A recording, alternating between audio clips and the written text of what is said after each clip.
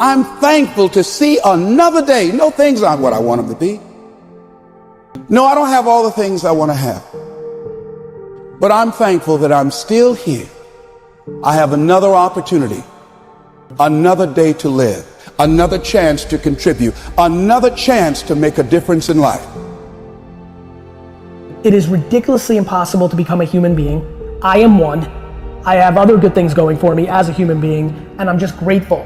You're dwelling and looking at what you don't have versus looking at what you have. You are alive against stupendous odds.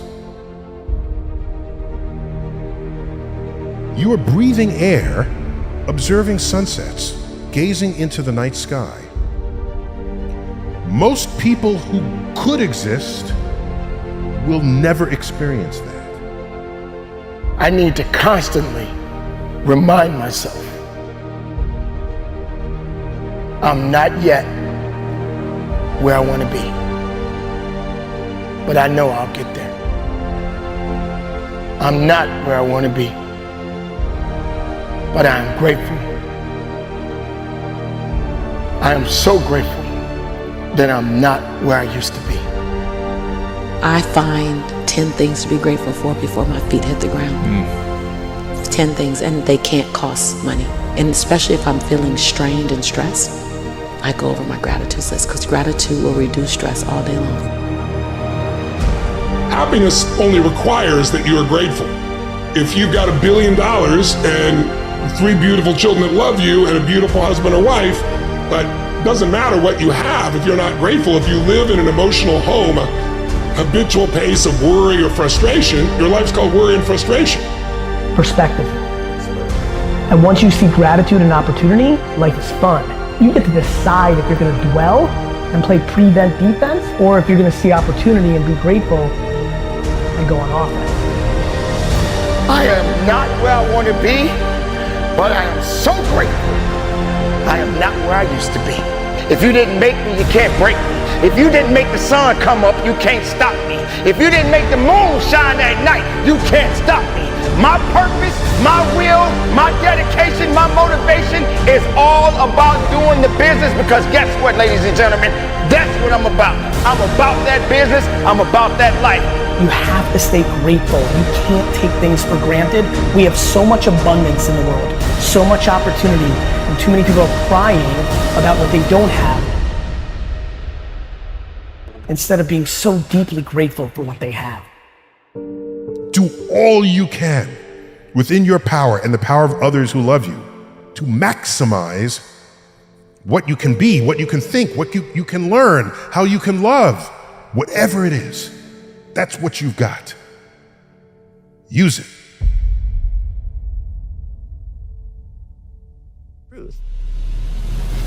Why do we hear about rock stars and famous actors and these people that we see as sort of like the absolute apex of success in the industry? Why are they all killing themselves and dying of alcoholism and like all that darkness happening at the highest level? It's like, because that doesn't equal happiness. Like, what is happiness for you? Your mind, your emotions, your body. You have 100% control over what you do with these things, and that's where the game is won. You win the inner game, then you win the outer game. But a lot of people spent their life trying to win the outer game, they won and they're miserable.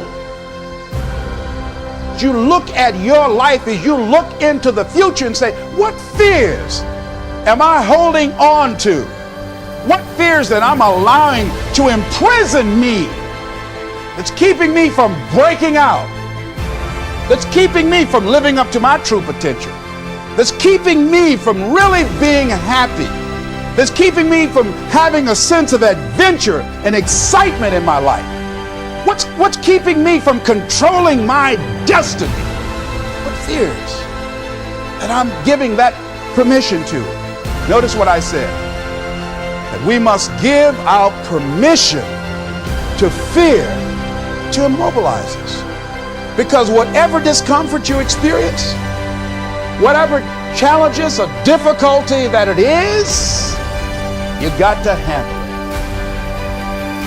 Got to go up in there and wrestle with it. Will it be easy? No. Will it be challenging? Yes. See myself confronting my fears, handling my fears, I'm more than able. Where have you been up to this point? You look at your life, you look at what you produced. Is it giving you what you want? Are you living on purpose? Are you living your dream? Are you acting on your ideas? Are you doing all you can do? Have you gotten comfortable? Are you procrastinating? Are you evading your own greatness? Are you surrounding yourself with people that can nourish you? Are you challenging yourself? Are you experimenting? Are you learning something different? Is your life an adventure or is it boring? Where have you been? When you're pursuing your greatness, you live from a place of the willingness to live life courageously, to be willing to take chances, to become a risk taker, to make impact, to go beyond believing to knowing, to lean not unto your own understanding, to feel within yourself, there's some cause, there's something that's bigger than me, but I'm never alone in facing this.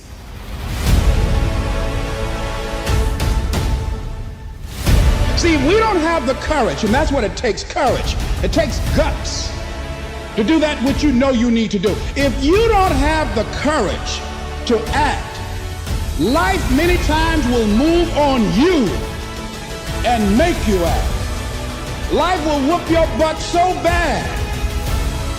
You will be so miserable, you will catch so much hell, you say, yes, I will do it. What do you want me to do? Take me. You've got some idea, some dream that you might have to go back and brush it off and look at it again and say, I've got to do this. This is my stuff. This is what I'm supposed to do. This is why I showed up. Where are you going with your life? What decisions are you making right now as you look into the future? It's necessary that you get outside of your comfort zone. It's necessary that you develop some new relationships where you can learn from people. It's necessary that you do reading, that you do research. It's necessary, if you're already involved in some business, that you don't be satisfied with where you are. If you want to make it today, it's necessary for you to constantly look at ways of getting better. Not only is it possible for you to have your dream, and it's necessary for you to challenge yourself to go after it and get better and leverage relationships that can help you get to where you want to go, but it's you. The major key to your reaching your dream, your living up to your greatness, your making your contribution is you. Good times create weak people. Weak people create bad times. Bad times create strong people. Strong people create good times. My whole thing is leaders anticipate, losers react. If you can anticipate what's coming, you can really take advantage. If you wait till it hits you, you're in trouble. The biggest problem people have is they think they're not supposed to have any. Problems are the fuel for growth. It's like if you don't have any problems, you're either a liar or you might call them challenges. It feels better. I understand that. Anybody who doesn't have problems is either totally asleep at the wheel or they don't have much of any kind of a life. But then there's fulfillment. And fulfillment is living what you're made for. Is it a lack of confidence? No, it's a lack of mission. I like winning. I like being the best at what I do. So I'm not going to settle for less than that. Why would I? Michael Jordan making 1,000 shots before you take a break. So you look at Jordan or you look at, LeBron or you look at anybody who's the best in the world at what they do and you go, aren't they lucky? But if you actually study them, you'll see they're doing things, they're practicing in private things that make them certain in public and they get rewarded for what they do in public. Yeah. And you got to do the same. When you just know you're going to mess up, it's not going to be perfect. You're going to forget that line that you really wanted to say, but just put all the energy on the audience. Everything starts to change. If you stay ready, you don't have to get ready. It's a shift in your identity. Every single day, 6 days a week. What matters? A few subjects, your body, because your energy matters. That energy is low. Everything I just said is worthless to you. Because when you're low energy, you don't use your full intelligence or ability. You need emotion. If you don't know how to master your emotion, emotions start wars. Emotion creates peace. Emotion gets you children. Emotion is what can make that business work or fail. And most people don't know how to direct their own emotions. Let me be conscious about feeding my brain things that are going to give me not only inspiration, but insight and skill and tools. 68% of the Fortune 1000 were started in either a recession or a depression. Well, the first skill you got to master to be great is the ability to recognize patterns. When humanity recognized the pattern of the seasons, the whole world changed. Because we went from hunter-gatherers trying to survive from place to place where we're exposed to everything, to wait a second, if we plant in the springtime, we protect in the summer, we reap in the fall, and then we hang on to some of that so we can live through the winter. That created communities for the first time, and then eventually cities and states and countries. So that changed the world. What'll change a person's life is when you realize there's also a set of seasons in your own life.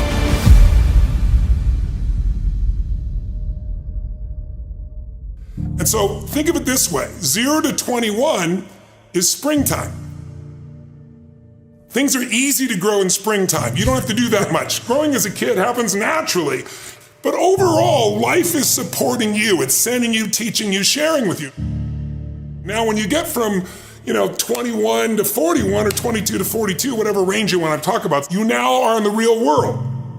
And now you go test what you learned in your springtime. So you start to learn, test, figure out what's real. And it's an important stage of life.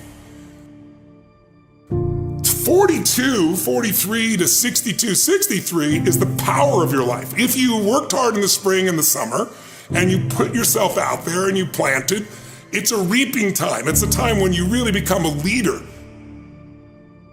And then if you're lucky, you go from 63 to 83 and maybe 83 to 103, and you have an extended final season of your life where you get to be the mentor, you get to share.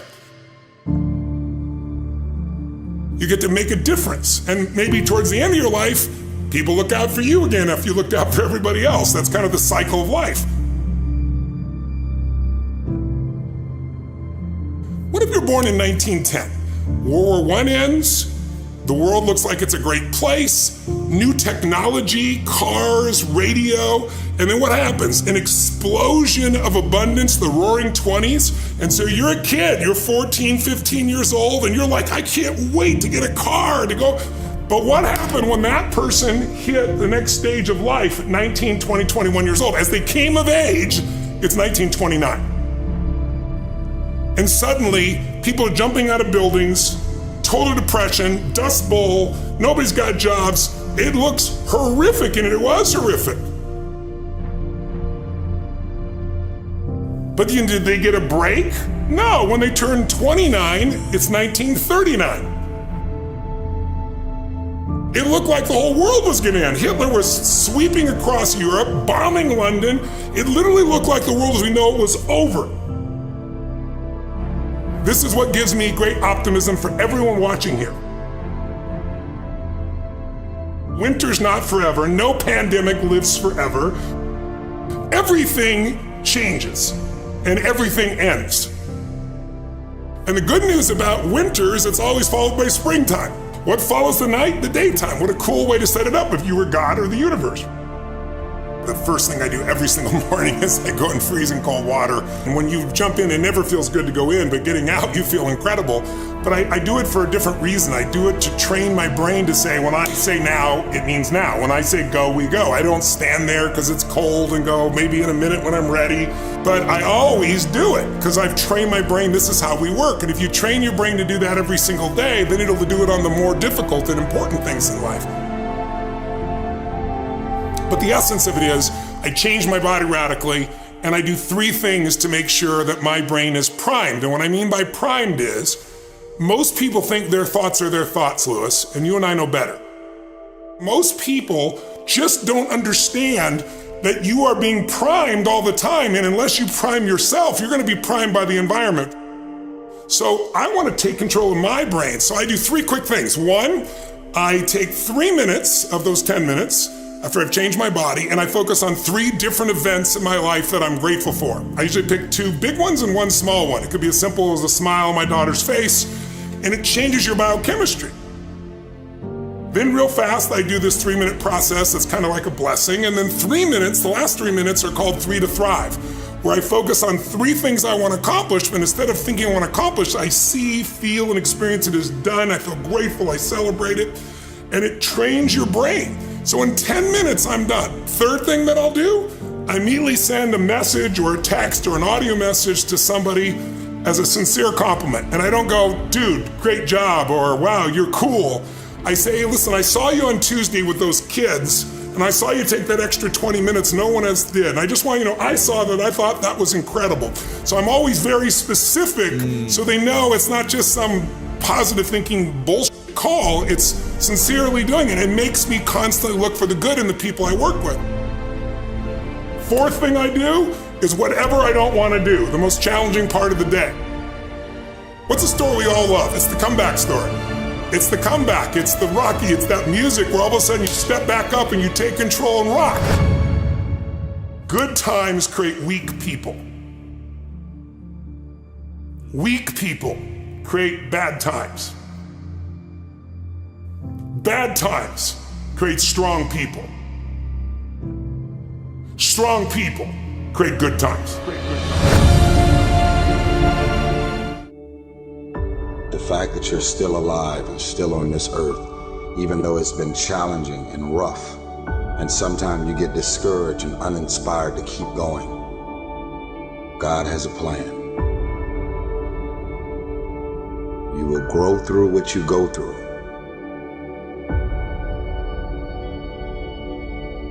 Don't be sad, be grateful. Don't dwell, do. Don't complain, create. We got this. As long as there's breath in my lungs, there's hope in our hearts, and giving up's not an option. You and I and we, no matter what your unique situation, your storm, your struggle, your trauma, your abuse, your wounds, your scars, no matter what they are, you are not a product of your past. You are not a product of your environment or your current unique situation, but you are always a product of how do we navigate through our storm. And so we're all waiting for perfect. It's an illusion that will never come to you, and it's an excuse to never show up and play. Your story is not meant to be your fortress. Your story is meant to be your fuel. You cannot win the war against the world if you can't win the war against your own mind. That dream is not going to wait and say, take a breather. It's going to say, come catch me. Catch me if you can. You got to block out all of the noise around you that's going to tell you can't do it. Just believe that you can. Tell yourself, I am more than my circumstances. I am more than my demons. I am great, and I will give my gift to the world because this is what I was born to do. Go get it, son. Go get it. Be sweet. Go get it. Be sweet. Go get it. Be sweet. Go get it. Be sweet. Go get it, son. If you're going to see it, if you're going to see breakthrough, then you are going to have to be okay with the process that is required. The one thing you need to do to go where you've never gone before, to have what you never had before, is to change the way you think. You're at the edge, watching someone else live, wondering what it's going to be like when you jump without ever jumping. And I'm just here to tell you, jump. Believe that you can. Believe it's possible for you to have it. Don't lay on your back. Anything that comes your way, you got to be prepared to accept the challenge and go through it. And stop thinking about the negative. Stop talking about the negative. Ask yourself, what would amazing look like for you? As long as that heart is pumping blood, you're not dead yet. They haven't put rose petals on your box yet. Make sure every breath you take counts for something.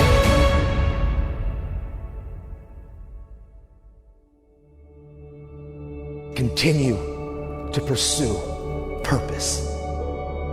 And we all got a purpose. Every one of you in this room, we're born to not just exist, but to experience life. Every one of you in this room, you were born to leave your fingerprints on history. If you're struggling, if you're frustrated with yourself, if you're at that point where you're so sick of yourself and your excuses, I've been there, Steven's been there. This is a normal part of the human experience. And at some point, either the pain is going to get big enough, or you're going to bump into somebody's story somewhere on this planet who has been in the position that you're in right now, facing the stuff that you're facing right now.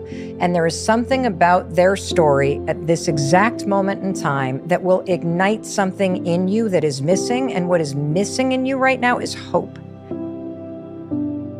Because when you're stuck and when you are on a downward spiral, whether it's just in your own head or it's in self-destructive behavior, the thing that's missing in your life is hope.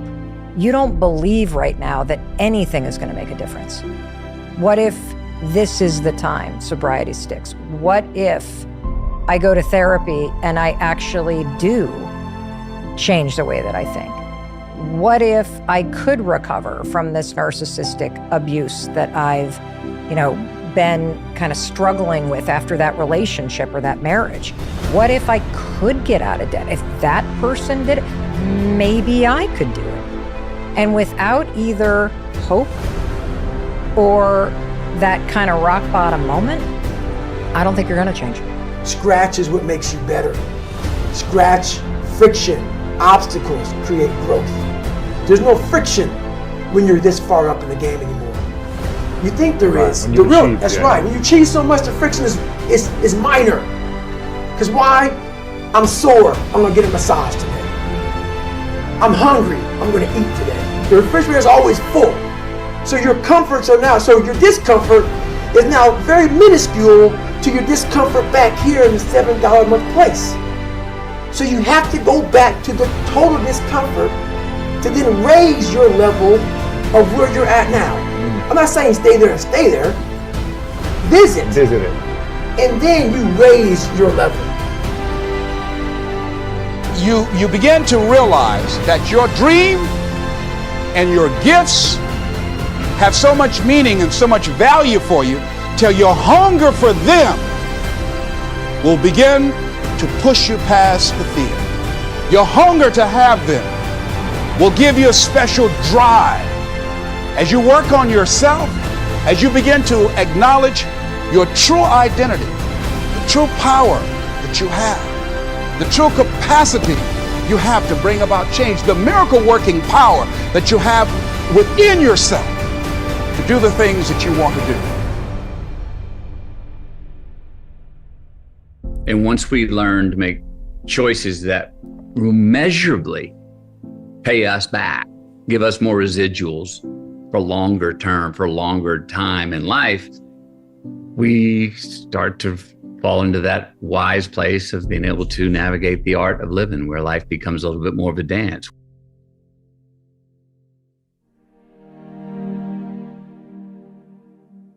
You're sitting on the edge of the bed trying to have an honest dialogue with yourself, and the little voice says, it's pretty disgusting in here.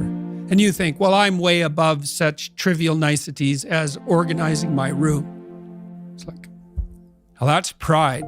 That's arrogance. If you're above organizing what's actually yours, how in the world are you ever going to organize anything else? And so you get on your knees and you think, well, it's time to, take a brush to the toilet. And maybe that's where you start.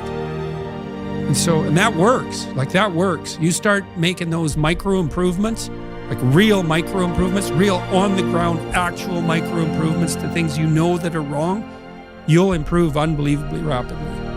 If you don't have hope and you don't have this breakthrough where you have for just a millisecond this insight where you go, well, what if things did work out? If you don't have that moment, most people stay so stuck in resignation.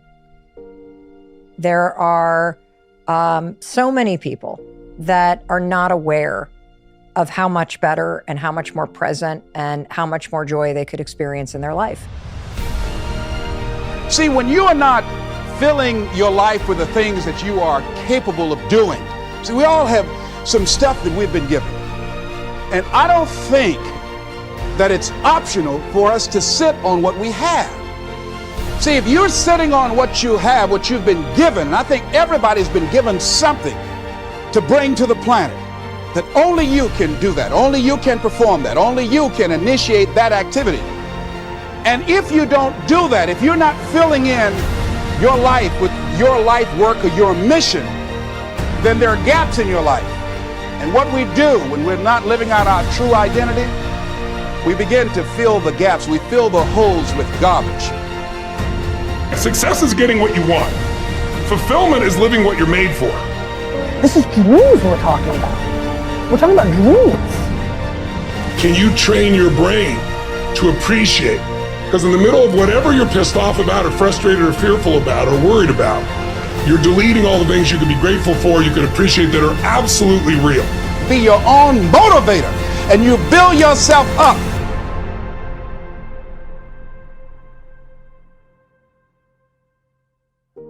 And that's the problem with the mind. And, you know, I want your listeners or viewers to really think about this. You do not experience life. You experience the life you focus on. That's it. In order to achieve greatness, you must first believe you can. What's the biggest challenge that most of these individuals have? What's the common challenge? Believe. They don't believe, man. You know, it's all mental, and people don't get it. You know, everybody wants to say, okay, well, here go 10 steps to, okay, Lewis said do 8, E.T. said do 9. You know, this person says this is 12 steps, and everybody's trying to get the steps without the mentality. You got this. I believe in you. When somebody says, no matter what happens, whether it succeeds or fails, I'm going to be by your side. That's when I have the confidence to do difficult things. Wow. So it's the people in my life. You should recognize the potential in yourself and love yourself enough to make the changes that produce the best possible version of yourself. Or how do you overcome self-doubt? How do you overcome self-doubt? Help someone else overcome self-doubt. I love that. I love that. You overcome self-doubt by helping. And it's not a selfish thing. I'm only helping you so I can. You have to genuinely love and commit to the person. So it's not the car, the house, the whatever. It is that internal goal, that internal why. And so for me, I just think that's it. It's something within it. You gotta pull it out. And so it's easy when you have a why, a purpose. I'm doing it for this, I'm doing it for that. It's easy to get up and get going. But if it's just for a car, what happens, Louis, when you get the car? Because you can buy it. What happens when you get the house and you can buy the house? The only reason you're not the best right now is because you don't believe you're the best now. You can learn all the techniques in the world. If you don't believe in yourself, it won't happen for you. You have got to stand up to that voice. You've got to sell yourself every day on your abilities, on what you're doing, on the goal that you want to reach. You've got to sell yourself every day, according to your level of belief. It will manifest itself in what you're doing. Whatever we have right now, whatever we're demonstrating in our lives, is a result of what we believe subconsciously that we deserve. And part of increasing that belief level is that you have got to convince yourself every day.